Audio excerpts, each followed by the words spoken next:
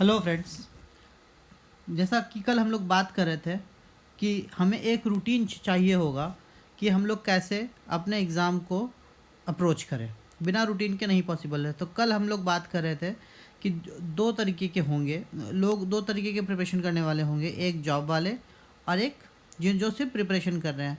तो फ़िलहाल हमारा फोकस सिर्फ जॉब वालों पे होगा, ठीक है। तो जैसा कि कल हमने बात किया था कि उनके पास 4 to 5 आवर्स पर डे ही बच रहा है, प्लस सैटरडे संडे, गिवन कि उनका 6 डे वर्किंग है या 5 डेज़ वर्किंग है, ठीक है। तो फिलहाल हम लोग अपने 5 डेज़ मतलब मंडे टू फ्राइडे पे बात करते हैं, ठीक है। हम लोग इस दिन जैसा कि देखें कि मान लीजिए आपके पास पर डे मैक्सिमम, आपके पास पर डे इन केसेस में 4 to 5 आवर्स बचेगा, ठीक है। क्योंकि आप प्रिपरेशन कर रहे हैं तो देखिए आपको स्ट्रेच तो करना ही पड़ेगा, तो इसको एटलीस्ट आप 5 आवर्स मान के रखिए, ठीक। आपको पर डे 5 आवर्स तो निकालने ही पड़ेंगे इन मंडे टू फ्राइडे में। अब देखिए अगर आप ये कर लेते हैं तो 5 × 5 = 25 और प्लस सैटरडे संडे में जैसे नॉर्मल स्टूडेंट 10 आवर्स पढ़ रहे हैं तो 10 आवर्स × 2 = 20। तो करीबन आपके पास 45 आवर्स पर डे बनते हैं, पर वीक, सॉरी पर वीक बन रहा है, ठीक है। खैर ये तो लंबा कैलकुलेशन हो गया। आप फिलहाल हम लोग डे बाय डे पे फोकस करते हैं, पर डे पे फोकस कर रहे हैं 4 to 5 आवर्स पे, ठीक। तो दो चीज़ें हैं, एक तो ये कि आंसर राइटिंग मस्ट है, क्योंकि बिना मेंस की तैयारी के बिना मेंस की तैयारी का कोई मतलब नहीं है तैयारी करने का। आपका प्री मेंस सिलेक्शन हो भी जाता है तो भी जब तक आपका मेंस पे सिलेक्शन होता है तब तक पूरा प्रोसेस बेकार है, ठीक है। तो आंसर राइटिंग तो मस्ट है, ये तो कल भी हमने बात की थी। तो एक आंसर राइटिंग आपको डेली तो करना ही है, एटलीस्ट वन। और प्लस देखिए बहुत लोग ये कहते हैं कि 5 महीने आप प्रीलिम्स मेंस की तैयारी कीजिए, बाकी के 4 महीने मेंस की तैयारी प्रीलिम्स की तैयारी करिए, सही तैयारी से होती है। बात सही है, मैं उनकी बातों को नहीं काट रहा, ऑब्वियसली वो मुझसे ज़्यादा जानते हैं। बट मेरा अपना पर्सनल एक्सपीरियंस ये कहता है कि हम लोगों में से मैक्सिमम लोग प्रीलिम्स में अटकते हैं, ठीक है। तो हम लोग प्रीलिम्स को ईजी लेने से डरते हैं, और मैं मानता हूँ कि प्रीलिम्स को ईजीली नहीं लेना चाहिए। जैसे आप 71st का क्वेश्चन देख रहे थे कि प्रीलिम्स में क्वेश्चंस बहुत टफ है, ठीक है। तो अब मैं आपको ये भी बोलूँगा कि आप डेली प्रीलिम्स को भी प्रिपेयर करिए, ठीक है। प्रीलिम्स को कैसे प्रिपेयर करें, तो देखिए जैसे कल हमने ये किया था, डिवीज़न किया था किस सब्जेक्ट से कितने क्वेश्चंस आते हैं। तो यहाँ हम लोग देख रहे हैं हिस्ट्री से 30 क्वेश्चंस और करंट अफेयर से 30 क्वेश्चंस, ठीक है। तो अगर हम लोग इसको ये कर सकते हैं प्रीलिम्स में कि हम लोग हिस्ट्री पे और करंट अफेयर्स पे अगर फोकस करते हैं ठीक से, ठीक है, तो हमारा मेंस भी तैयार हो रहा है और प्लस हमारा प्रीलिम्स में भी करीबन 60 क्वेश्चंस की हमारी तैयारी हो रही है, 60 क्वेश्चंस की तैयारी हो रही है, ठीक है।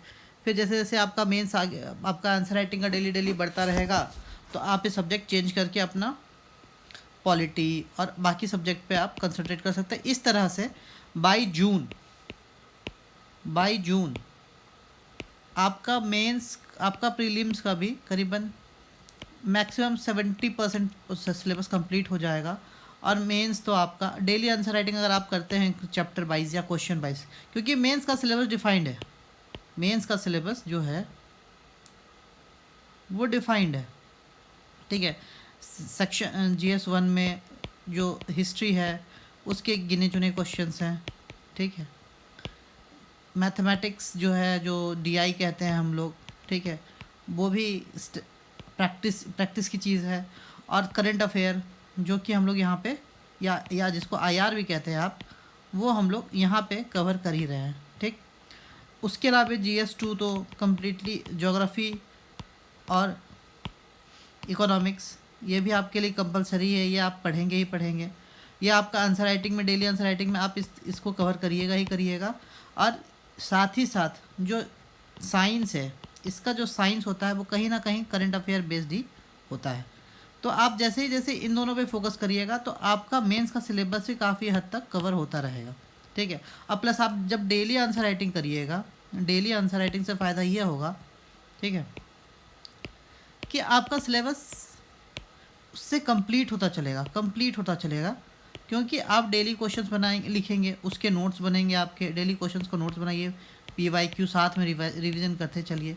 तो आपका जब नोट्स बनता रहेगा तो एंड ऑफ द डे जब आपका PT प्रीलिम्स हो जाएगा तो मेंस तक में आपके मेंस के बीच में जो 90 डेज़ करीबन जो मिलता है उसमें आपको मेनली रिवीजन करना पड़ेगा, ठीक है। तो मेरा तो ये मानना है कि आप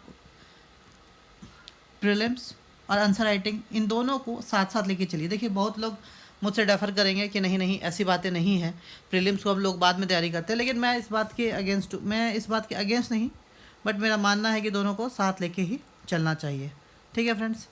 आज जब यहाँ तक बात एस्से की है, ठीक है, देखिए एस्से जो है बहुत अधिक वेटेज रखता है, 300 मार्क्स का, ठीक है। और अगर आपको एक एस्से भी लिखना आ गया, ठीक है, तो वही इंट्रोडक्शन, बॉडी, ठीक है, और कंक्लूज़न, ठीक है, यही मेन पार्ट है।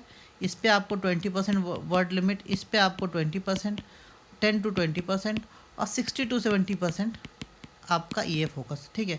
ऐसे का बॉडी यही होता है, यही स्ट्रक्चर होता है ऐसे का।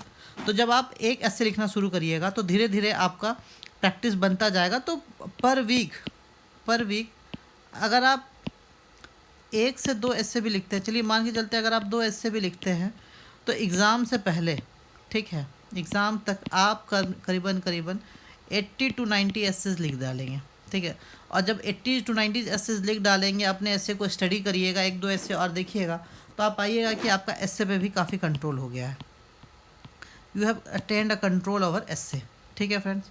तो मेरे ख्याल से ये जॉब वालों का रूटीन है, ठीक है। 4 to 5 आवर्स, जैसे हमने देखा 4 to 5 आवर्स, ठीक है। इसमें हम तो अगर हम लोग इसको अगर कंक्लूड करें तो इस तरह से देखिए, इसमें आपको आंसर राइटिंग करना है, ठीक है, और प्रीलिम्स भी पढ़ना है, ठीक है। प्रीलिम्स में 2 सब्जेक्ट है, आप चाहे तो हिस्ट्री को 1 घंटा फिक्स, ठीक है, हिस्ट्री कंप्लीट करिए, उसके बाद फिर दूसरा सब्जेक्ट चेंज कर दीजिए और करंट अफेयर डेली पढ़िए, ठीक है, क्योंकि ये आपका मेंस का भी पार्ट है, ठीक है। इसको भी अगर आप 1.5 आवर्स देखते हैं तो 2.5 घंटा ये निकल गया।